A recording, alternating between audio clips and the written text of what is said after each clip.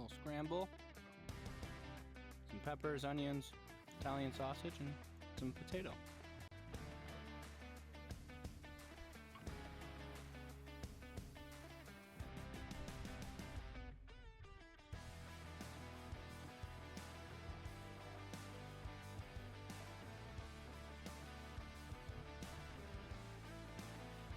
But I want to take you on a 360 view of this mountain.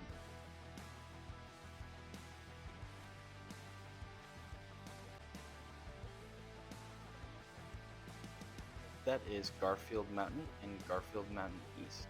You can see it is still snow-capped on this sunny day.